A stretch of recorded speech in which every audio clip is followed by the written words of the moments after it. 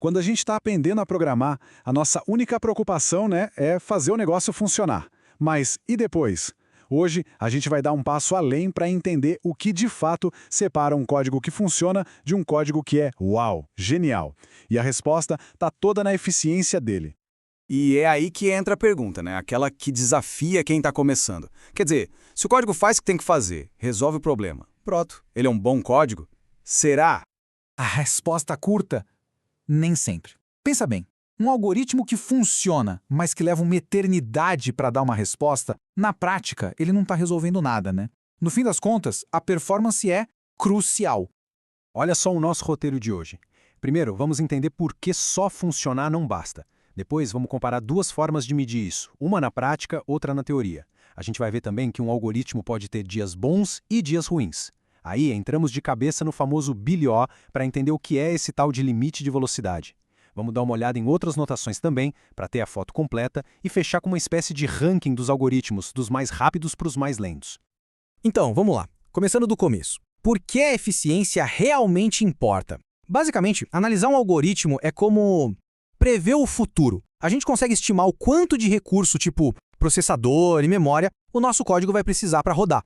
O grande lance da análise de complexidade é que ela nos dá uma régua objetiva para medir essa eficiência. A gente consegue antecipar o que o algoritmo vai consumir e, não é só sobre velocidade, tá? Não é só o tempo de processamento, que a gente chama de complexidade de tempo. A gente também olha para o uso de memória, a complexidade de espaço e até o quanto de dados ele vai movimentar. Ok, mas como é que a gente mede isso na prática? Existem basicamente dois jeitos de fazer isso. Um é mais mão na massa, tipo pegar um cronômetro mesmo. O outro é mais teórico, usando o raciocínio. E entender a diferença entre esses dois caminhos é fundamental. A análise experimental é assim: tem que escrever o código, rodar e ver quanto tempo leva. O problema? O resultado vai depender da máquina, do sistema operacional, dos dados que a gente usar, ou seja, não é uma medida muito confiável. Já a análise teórica, que é o padrão da indústria, nem precisa de código pronto, só da ideia. Ela não depende de hardware e foca no que realmente importa. Como o desempenho do algoritmo muda conforme a quantidade de dados aumenta. É isso que a gente chama de escalar. Sabe uma coisa curiosa? O mesmo algoritmo pode ser super rápido ou super lento dependendo dos dados que ele recebe. Exato. O desempenho dele não é uma constante. Ele varia. É como se ele tivesse humores diferentes, sabe? E para a gente conseguir lidar com essa variação, a gente costuma analisar 3 cenários. Tem o melhor caso, que é a visão mais otimista, quando o algoritmo pega os dados mais fáceis possíveis. Aí tem o pior caso, o cenário pessimista, quando os dados de entrada dão maior trabalho. E teria o caso médio, que, geralmente é bem difícil de calcular. É por isso que, na maioria das vezes, a gente foca no pior caso. Por quê? Porque ele nos dá uma garantia. É como dizer, olha, não importa o que aconteça, o desempenho não vai ser pior do que isso. Para deixar isso bem claro, vamos pegar um exemplo super simples. Imagina um algoritmo que a gente vai chamar de ArrayMax. A única função dele é achar o maior número dentro de uma lista, um array. E olha só que interessante como isso funciona na prática. No melhor caso, imagina que o maior número é logo o primeiro da lista. O algoritmo vai passar por todos os outros, mas aquela condição if para trocar o valor nunca vai ser verdadeira. Resultado, menos operações. A gente calcula uma função de tempo tipo 4n-1. Agora o pior caso. A lista está toda em ordem crescente, e o maior número é o último. Aí, a cada passo, o if vai ser verdadeiro. Isso exige o máximo de operações, e a função de tempo já sobe para algo como 6n-3. Percebe? É o mesmíssimo código com desempenhos totalmente diferentes. Só que ficar contando passinhos exatos, tipo 6n-3, não é nada prático, né? É muito detalhe. O que importa de verdade, o que a gente quer saber é a taxa de crescimento. Como o tempo de execução aumenta quando a quantidade de dados aumenta. E é exatamente para responder isso que existe a análise assintótica e a sua notação mais famosa de todas, o BIGO. A sacada da análise assintótica é mudar o nosso foco. Em vez de se perder nos detalhes, como as constantes 6 ou 3 do nosso exemplo, a gente ignora isso. A gente quer saber o que acontece no longo prazo, quando a quantidade de dados, o nosso N, fica gigante, tendendo ao infinito. É olhar a floresta, e não cada árvore. Então, o que é o BIGO? Ele define o que a gente chama de limite superior. A definição formal é meio matemática, mas vamos lá.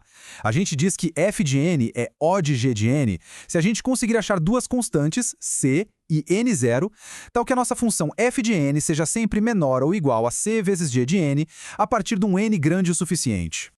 Calma. Traduzindo isso para um bom português, é como se o Big O colocasse um limite de velocidade para o nosso algoritmo. Ele diz o seguinte: o tempo de execução nunca vai crescer mais rápido do que a taxa de g de n. Ele pode até crescer mais devagar ou na mesma velocidade, mas mais rápido, nunca. Esse é o teto dele. E é exatamente por isso, por dar esse teto, essa garantia, que o Big O é a ferramenta perfeita para a gente descrever o pior caso de um algoritmo. Ele nos dá essa segurança, esse limite máximo. A gente sabe que, aconteça o que acontecer, o algoritmo não vai passar daquele ponto. Ok, mas o Big O é só um teto. Ele não conta a história inteira. Para a gente ter a foto completa do desempenho, a gente precisa conhecer outras duas notações. Uma que define o piso, o limite inferior, e outra que define um limite exato. Essa tabela aqui ajuda a organizar as ideias. O Big O, que a gente já viu, é o limite superior, uma analogia a menor ou igual a, e é perfeito para o pior caso. Aí temos o ômega, que é o oposto, o limite inferior. Pensa nele como um maior ou igual a, ideal para analisar o melhor caso. E por fim, temos o θ. O θ é o mais preciso, o exatamente igual a. A gente usa ele quando o melhor e o pior caso crescem na mesma velocidade. Beleza, agora vamos juntar tudo isso e ver como fica na prática. Com essas ferramentas, a gente consegue criar uma espécie de ranking, sabe? Uma classificação das complexidades das mais eficientes para as menos eficientes. No topo do pódio, o campeão é o OD1, ou constante. Não importa o tamanho da entrada, o tempo é sempre o mesmo. É o sonho. Logo depois vem o odd, log n, logarítmico, super eficiente. Aí temos o odd n, linear, um desempenho meio honesto. Subindo um pouquinho, o odd n log n, a marca dos algoritmos de ordenação espertos. Agora, a partir de odd n ao quadrado, o quadrático, a coisa começa a ficar feia bem rápido. E lá no final da fila tem o odd 2n, o exponencial, que só serve para problemas com pouquíssimos dados. E para fechar, fica aqui uma provocação. Agora, conhecendo essa linguagem da eficiência, como o próximo algoritmo a ser escrito ou analisado vai ser encarado? A meta deixa de ser só fazer funcionar. A meta passa a ser fazer funcionar de um jeito inteligente, eficiente e que aguente o tranco quando a coisa crescer.